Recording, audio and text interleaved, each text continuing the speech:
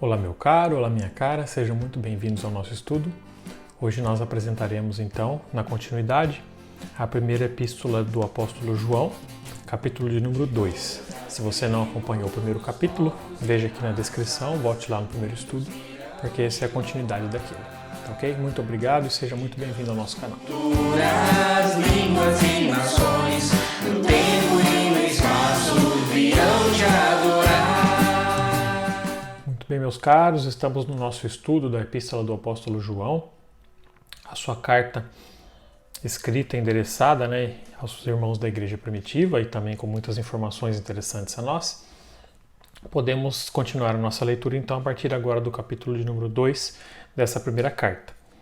Nos diz assim o texto a partir do primeiro versículo: Meus filhinhos, escrevo-lhes estas coisas para que vocês não pequem. Se, porém, alguém pecar, temos um intercessor junto ao Pai, Jesus Cristo justo. Ele é a propiciação pelos nossos pecados, e não somente pelos nossos, mas também pelos pecados de todo o mundo. Esse assunto de pecar ou de pecado é um assunto bastante complexo e muitas vezes polêmico, porque muitas vezes algumas pessoas têm muita dificuldade de entender essa questão da palavra de Deus quando diz que ele é perdoador, ele perdoa todos os pecados. Muita gente, talvez por entender que a salvação depende muito mais de obras do que propriamente de Deus, Quando eu digo obras, eu digo as nossas boas ações do que de Deus. Eles acabam usando um argumento, de certa forma falacioso, de que eu tenho que ter boas obras, senão eu não alcanço a salvação. Porém, teologicamente falando, nós entendemos que a salvação ela não depende das nossas obras, boas obras. Até porque até a nossa mísera capacidade de fazer boas obras, ela provém de Deus. Porém, a salvação, ela depende exclusivamente do Pai, e as boas obras são aqueles frutos ou aquilo que complementa a nossa salvação, de fato. Eu sempre gosto de citar o exemplo do ladrão da cruz. Jesus Cristo, conforme a descrição do próprio apóstolo de João, ele foi crucificado junto com mais dois criminosos. Esses dois criminosos, um deles blasfemou e um deles continuou tirando sarro, e um se arrependeu dos seus pecados. E o próprio Cristo falou que amanhã mesmo ele estará contigo ainda no paraíso, ou seja, junto ao Pai. E você pode ficar se perguntando, poxa, mas ele viveu a vida toda ali em pecado, cometendo crimes, e aí simplesmente ele é salvo assim? Exatamente, esse é o ponto. E esse é o ponto que incomoda muitas vezes a graça. Ele não teve tempo de fazer uma boa obra, ele não teve tempo de ter uma vida, ele não teve tempo muitas vezes de recompensar aqueles a quem ele roubou, ou a família daqueles a quem ele eventualmente ele matou, não sabemos os detalhes do crime, mas essa é a grande questão. Talvez uma das parábolas que o próprio Jesus conta, que ilustra muito bem isso, é a palavra dos trabalhadores da vinha, onde, super resumidamente, era um dono de vinha que tinha uma colheita para ser feita durante um dia, tinha muita coisa para fazer. Então ele contratou alguns trabalhadores ali no começo do dia, estipulou um preço, essa aqui é a diária, contratou uns trabalhadores e eles estavam trabalhando. Chegou mais ou menos no meio do dia, ele viu que eles não iam dar conta, ia precisar de mais gente. Então ele foi e contratou mais trabalhadores no meio do dia e eles começaram o seu trabalho. E faltando ali praticamente uma hora para acabar o dia, ele viu que ainda tinha mais algumas coisas para ser coletadas, digamos assim, para ser tomadas ali da terra, e ele contratou mais alguns trabalhadores para ficar essa última hora. E aí a parte mais interessante, a parte que nos confronta muito com relação a isso, é quando ele chama para fazer o acerto. Ele chamou primeiro esses que trabalharam uma hora e deu para eles um valor de uma diária cheia. Aí quem estava assim trabalhando o tempo todo ficou pensando, nossa, esse pessoal trabalhou uma hora só, recebeu uma diária cheia. Nossa, a gente vai receber muito mais. Aí chegou, chamou os que trabalharam meio período ali, deu um valor de uma diária cheia, e chamou os que trabalharam meio período e deu um valor de uma diária cheia. Polêmico, Aí muitos se questionavam, poxa, mas a gente trabalhou muito mais do que eles. E ele deixou bem claro, fazendo aqui com as minhas próprias palavras, o seguinte sentido. O que eu combinei com vocês não foi uma diária para vocês trabalharem o meu dia? Está aqui o seu pagamento. Aí vem a grande questão, a vinha é minha, eu pago a elas, ou eu contrato quem eu quiser e pago quanto eu quiser. Esse é o ponto. Então nós devemos ser gratos pelo sacrifício na cruz, mas nós não devemos achar merecedores disso, porque em nenhum momento a palavra de Deus nos dá autorização de dizer que nós, que tivemos a vida inteira na igreja, trabalhamos todo esse tempo, somos melhores do que aqueles que na última hora acabam se arrependendo. E por outro lado também, meus caros, nós não devemos entender isso como, bom, já que Deus perdoa, então eu posso pecar à vontade, porque Deus vai perdoar de qualquer jeito. Na verdade, quem trabalha essa outra questão também é o apóstolo Paulo, nas suas epístolas, quando ele diz que nós não devemos transformar a graça de Deus na desculpa ideal para o nosso pecado. Então, o grande alerta do apóstolo João aqui é justamente não peque, mas se pecar, Deus ainda é perdoador, né, através do sangue do sacrifício do seu Filho Jesus, para nos perdoar de todo o pecado. Ok? Uma bela introdução, né, um bom ponto aqui do capítulo 2, visto que muita gente se acha merecedor de alguma coisa nesse mundo e nós sabemos que de fato nós não merecemos a salvação do Pai, nós a recebemos por pura graça e misericórdia dele mesmo. Terceiro versículo aqui do capítulo 2, sabemos que conhecemos se obedecemos aos seus mandamentos. Aquele que diz, eu conheço, mas não obedece aos seus mandamentos, é mentiroso, a verdade não está nele. Mas se alguém obedece a sua palavra, nele, verdadeiramente o amor de Deus está aperfeiçoado. Dessa forma, sabemos que estamos nele. Aquele que afirma que pertence nele deve andar como ele andou. Uma palavra, assim, bastante ressaltada nesse estudo dessas cartas é a palavra conheço, ou conhecimento, do grego a famosa gnosis. João está fazendo um ataque muito efusivo aqui, bastante objetivo, a alguns gnósticos do primeiro século, né?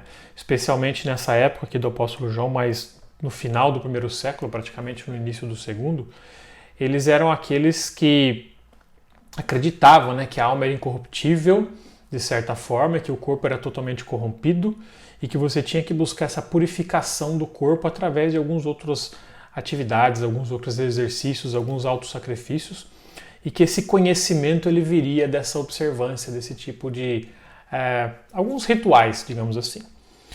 O apóstolo João ele é muito infusivo, ele é muito interessante quando ele diz que se você diz que conhece, não, eu conheço a palavra de Deus, eu busco conhecimento, mas você não pratica as suas obras, os seus mandamentos, o Espírito de Deus, o conhecimento de Deus não está em você.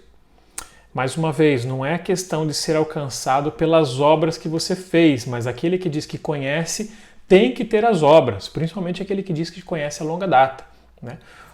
Muito provavelmente, né, não sou aqui um profeta no sentido bíblico da palavra, mas aquele ladrão da cruz que se foi arrependido, muito provavelmente, se ele tivesse mais alguns anos de vida, a marca legítima da sua conversão seriam as boas obras que ele faria a partir daí, como consequência da sua salvação e não como algo para conquistá-la. Então o apóstolo João diz que quem realmente diz que conhece, mas não pratica a sua obra, é mentiroso. Vivemos tempos onde o evangelho tem sido muito escandalizado e esse tem sido um ponto bastante forte. Muita gente se diz evangélico ou se diz cristão, se diz conhecedor da palavra, mas só tem feito atrocidades, só tem feito feio para o nome do evangelho, para o nome de Cristo. Então é um alerta bastante válido, principalmente para os dias de hoje também, do apóstolo João. Versículo 7. Amados, não lhes escrevo um mandamento novo, mas um mandamento antigo, que vocês têm desde o princípio, a mensagem que ouviram. No entanto, o que lhes escrevo é um mandamento novo, qual é verdadeiro nele e em vocês, pois as trevas estão se dissipando e já brilha a luz. Como assim é um mandamento novo, não é um mandamento novo? O que será que João está querendo dizer nesse trecho aqui? Não é novo no sentido de que não há novidade de palavra, né? Se nós entendemos toda a revelação de Cristo, todo o Antigo Testamento já aponta para Cristo, já aponta para a vinda do Messias, desde o proto-evangelho lá do Gênesis até os profetas, passando aí por vários períodos históricos, eles já apontam para Cristo. Não há algo novo nesse sentido, mas há algo muito novo no sentido da interpretação de que Cristo é o próprio evangelho, Cristo é a mensagem do evangelho. Eu comentei em vários estudos atrás de que Cristo ele não veio para abolir a lei, mas ele veio para cumprir. E esse cumprir, que seja muito claro, não está estar debaixo da lei, mas a palavra grega para cumprir, que é pleiros, vem no sentido de complementar. Ele veio para completar essa lei, ele veio para dar um sentido, para dar um entendimento mais aprofundado. Então, nesse sentido, não há mandamento novo, mas também é novo aquilo que ele está falando como sendo o próprio cumprimento, né, das profecias bíblicas de que ele seria o Cristo. Continuando um pouco aqui nas observações e nas dicas, né, do apóstolo João, versículo 9: quem afirma estar na luz, mas odeia o seu irmão, continua nas trevas. Quem ama o seu irmão permanece na luz e nele não há causa de tropeço. Mas quem odeia seu irmão está nas trevas e ainda nas trevas não sabe para onde vai porque as trevas o cegaram. Né? Falando principalmente daqueles que se dizem portadores do conhecimento, mas não praticam, são como cegos, continuam em escuridão. Né? A palavra de Deus é aquela que abre os nossos olhos, é aquela que nos traz a revelação, é aquela que nos traz a compreensão do modo de viver da maneira mais correta. Okay? Do versículo 12 até o versículo 14, o texto está escrito na forma de um poema, né? Um pequeno poema aqui embutido no meio da epístola, onde ele fala a respeito dos filhinhos, dos pais, dos jovens. Dos filhinhos, dos pais e do jovem, duas vezes fechando aí um ciclo, né? Um recurso literário interessante para dar uma certa beleza também ao texto. Até porque o texto bíblico não necessariamente tem que ser frio, tem que ser aquela coisa simplória, né? Nós temos textos de tudo quanto é jeito. Né? Tá aí os salmos, né? Que muitas vezes usam até maneiras, né, poéticas de se escrever, cada parágrafo começando com uma letra, alguns dos salmos, então é bem interessante. Então acompanhe aqui comigo a leitura do versículo 12 até o 14. Filhinhos, eu vos escrevo, porque os seus pecados foram perdoados, graças ao nome de Jesus. Pais, eu lhes escrevo, porque vocês conhecem aquele que é desde o princípio. Jovens, eu lhes escrevo, porque vocês venceram o maligno. Filhinhos, eu lhes escrevi, porque vocês conhecem o Pai. Pais, eu lhes escrevi porque vocês conhecem aquele que é desde o princípio. Jovens, eu lhes escrevi porque vocês são fortes e em vocês a palavra de Deus permanece e vocês venceram o maligno. João, de certa forma, brinca aqui com as palavras, há uma continuação entre filhos, pais e jovens, né? Filhinhos, pais e jovens, filhinhos, pais e jovens, repetindo a importância que é a questão do conhecimento da palavra de Deus, aquilo que é revelado e de como o Espírito de Deus permanece naqueles que estão juntamente com Cristo. Então, um belo trecho poético aqui no meio da epístola. Na sequência, né, do 15 até o 17, tem um outro ponto, né, que nós vamos fazer alguns comentários interessantes sobre a questão de amar ou não amar o mundo. Observem aqui comigo essa leitura. Não amem o mundo, nem o que nele há. Se alguém ama o mundo, o amor do Pai não está nele. Pois tudo que há no mundo, a cobiça da carne, a cobiça dos olhos e a ostentação dos bens, não provém do Pai, mas do mundo. O mundo e a sua cobiça passam, mas aquele que faz a vontade de Deus permanece para sempre. O próprio apóstolo João, lá no seu evangelho, né, João 3,16, diz que Deus amou o mundo de tal maneira, e aqui o próprio João está falando para que nós não amemos o mundo, né? Qual que é essa grande ideia? Vocês sabem que a palavra mundo ela é muito abrangente, até na língua portuguesa. Eu posso me referir a mundo falando do planeta Terra, eu posso referir ao mundo falando sobre as pessoas, por exemplo, todo mundo, aquele seriadinho, né? Todo mundo odeia o Chris, por exemplo. Todo mundo quem? Algumas pessoas ali, né, da sua localidade. Né? Ou o mundo tem passado por problemas complexos. Estou falando agora de todas as pessoas do mundo. Né? O mundo é um planeta no sistema solar. Estamos falando do mundo no sentido cósmico da palavra. Então a palavra mundo ela é muito complexa. Quando Deus afirma em João 3,16 que amou o mundo, ele amou a sua criação, as pessoas que nele estão. Porém, nós sabemos que a estrutura ao qual o mundo está inserida é uma estrutura dominada pelo príncipe deste mundo, ou dominada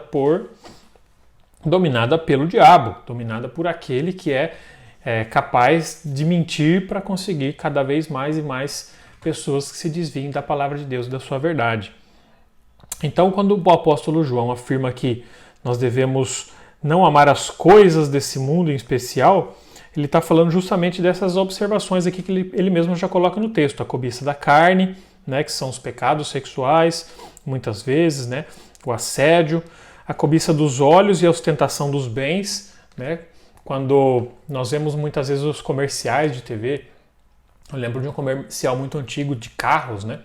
Eu gosto muito de carros, eu não vejo problema nenhum em você ter condições de comprar o seu bem, né?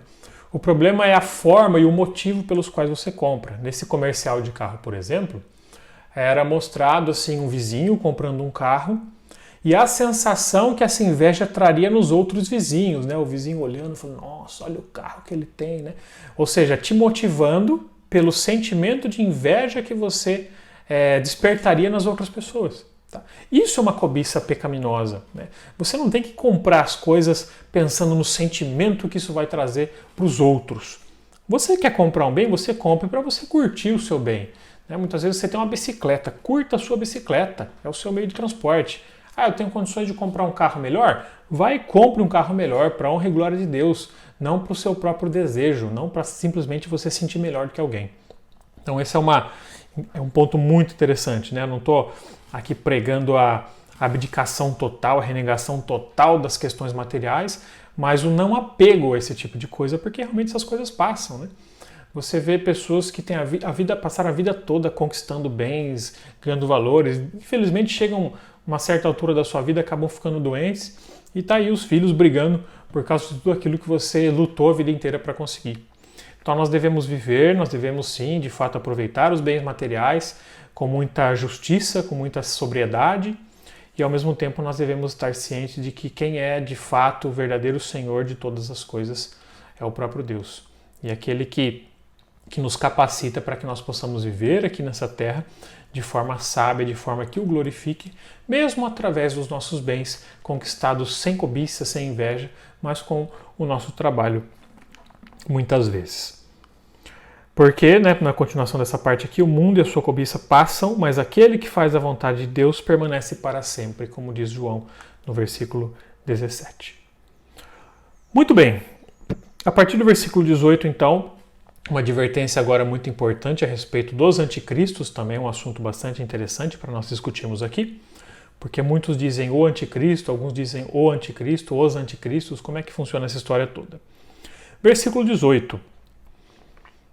Filhinhos, esta é a última hora, e assim como vocês ouviram que o anticristo está vindo, já agora muitos anticristos têm surgido. Por isso sabemos que esta é a última hora. Eles saíram do nosso meio, mas na realidade não eram dos nossos, pois se fossem dos nossos, teriam permanecido conosco. O fato de terem saído mostra que nenhum deles era dos nossos. Mas vocês têm uma unção que procede do Santo, e todos vocês têm conhecimento. Não lhes escrevo porque não conhecem a verdade, mas porque vocês a conhecem e porque nenhuma mentira procede da verdade. Quem é o mentiroso, senão aquele que nega que Jesus é o Cristo? Esse é o anticristo, aquele que nega o Pai e o Filho. Todo que nega o Filho também não tem o Pai. Quem confessa publicamente o Filho tem também o Pai. Quanto a vocês, cuidem para aquilo que ouviram, desde o princípio permaneça em vocês. Se o que ouviram desde o princípio permanecer em vocês, também permanecerão no Filho. Essa é a promessa que ele nos fez, a vida eterna. Um ponto interessante sobre o anticristo, né, sobre o verdadeiro inimigo da palavra de Deus, muita gente pensa que o anticristo é aquele, eventualmente, um demônio que aparece e que fala algo totalmente diferente, né, algo totalmente contra a palavra de Deus. Só que a coisa aqui é um pouco mais sutil. O apóstolo João está tratando aqui dos anticristos, aqueles que eram do meio dos cristãos primitivos, mas que desviaram um ou outro mandamento, algum novo entendimento, falando, não, na verdade Jesus Cristo ele não era totalmente homem, porque ele não poderia, né, ter vivido em carne, porque se ele fosse divino, ele não poderia ter vindo em carne. Então, há algumas heresias que surgiram nos primeiros séculos muito interessantes. E o apóstolo João, ele permanece nesse sentido, dizendo, bom, aquele que provém de Cristo permanece conosco. Conosco quem? Os apóstolos, os pais da igreja primitiva. Então haviam muitos grupos separatistas desde aquela época, e como tem hoje, né? Pessoas que dizem ser pregadores do nome de Deus, mas a vida toda cheia de torpeza, né? Falam coisas absurdas, né? Coisas que não estão de acordo com a palavra de Deus. Eu não estou me referindo aqui, mais uma vez, irmãos, sobre denominação de igreja, né? Tem igrejas batistas, presbiterianas, mesmo católicas, Eu não estou falando aqui qual está certo ou qual está errado. O certo é aquele que permanece com Cristo e com seus mandamentos, né? Seja ele batista, presbiteriano, assembleiano, isso não vem ao caso, né? Porém, o que nós não podemos tolerar são heresias. Existem algumas divergências que a gente chama de divergências menores entre algumas igrejas. Por exemplo, a interpretação de Apocalipse, a interpretação sobre os dons do Espírito. Isso são coisas, assim, do meu ponto de vista, secundários, né? O ponto de vista principal é que, de fato, Jesus Cristo veio em carne, cremos que Ele é o Filho encarnado de Deus e que Ele veio e, através do seu sangue, os pecados estão perdoados e há reconciliação com Cristo. Essa é a essência do verdadeiro Evangelho. Qualquer discordância a respeito disso, isso sim tem que ser tratado como uma heresia. Não essa briga entre denominações aí para ver quem conquista mais seguidores. Isso eu acho extremamente ridículo. Tanto que nós tentamos expor o nosso conteúdo, né, embora seja uma página de uma igreja específica, nós tentamos expor o nosso conteúdo, tanto eu quanto o pastor Silas, que traz mensagens, a Amanda, que fala para as crianças, de forma que a denominação é o que menos importa no contexto da palavra de Deus. A denominação, no caso Igreja Batista, Igreja Presbiteriana, é só uma convenção humana para que facilitasse o nosso encontro, os nossos entendimentos, né? São ideias parecidas. Mas isso realmente não faz diferença nenhuma. Sobre o anticristo ainda nesse texto, é muito interessante, né, que existem vários anticristos que já surgiram no passado, mas claro, né, de acordo com as interpretações do livro de Apocalipse, talvez ainda vá surgir um, né, um especial, talvez um grande anticristo, ainda esteja por surgir. Mas isso não vem ao caso nessa carta especificamente, isso é tema aí dos nossos estudos de Apocalipse, quem sabe em algum momento nós possamos estudá-los. Ok, meus caros? Muito bem, finalizando quase a nossa carta aqui, versículo 26. Escrevo-lhes estas coisas a respeito daqueles que os que querem enganar. Quanto a vocês, a unção que receberam dele permanece em vocês, e não precisam que alguém os ensine, mas como a unção dele é recebida, que é verdadeira e não falsa, os ensina acerca de todas as coisas, permaneçam nele como ele nos ensinou. Reforçando mais uma vez o conhecimento apostólico, mostrando que não é necessário nenhum outro conhecimento extra, não é necessário nenhuma outra gnosis, outra nova revelação, sendo que a palavra de Deus ela é bastante completa. E o encerramento da carta, né? João ele é sempre muito carinhoso na sua forma de tratar, lembrando que aqui provavelmente ele já era uma pessoa com certa idade, e ele trata as pessoas como filhinhos, é uma forma muito carinhosa. Os dois versículos finais para encerrar então, 28 e 29. Filhinhos, agora permaneçam nele, para que quando ele se manifestar tenhamos confiança e não sejamos envergonhados diante dele na sua vinda. Se vocês sabem que ele é justo, saibam também que todo aquele que pratica a justiça é nascido dele, reforçando mais uma vez o combate a essas doutrinas extras e reforçando mais uma vez como é importante permanecer na presença do Pai. Porque nós sabemos que a salvação sim é um decreto, mas esse processo de aproximação de Deus, a que nós chamamos de santificação, ela é um processo constante, ela tem altos e baixos, e nós devemos o tempo todo buscar essa aproximação com a palavra de Deus. Muito bem, antes de encerrar, eu gostaria então de orar, agradecer pela sua vida, por você que está assistindo esse estudo aí no conforto do seu lar ou no carro, seja onde você esteja ouvindo, né? Também, que oro para que Deus o abençoe. Amado e bondoso Deus, obrigado, Senhor, por mais uma oportunidade de apresentar mais um trecho, Pai, dessa carta tão maravilhosa, que é a carta do apóstolo João, tão usado aqui na Antiguidade para propagar o Teu Evangelho aos povos primitivos e tão usado na atualidade para trazer a Sua mensagem a todas as pessoas, Pai. Obrigado, peço ricamente que o Senhor esteja abençoando a vida daqueles que estão ouvindo essa mensagem, abençoando ricamente a vida daqueles que ainda hão de ouvir. Independente do tempo, da época que esteja, das dificuldades que passem, o Senhor é conhecedor de tudo, Pai. Obrigado por tudo. É no nome de Jesus Cristo que nós oramos. Amém.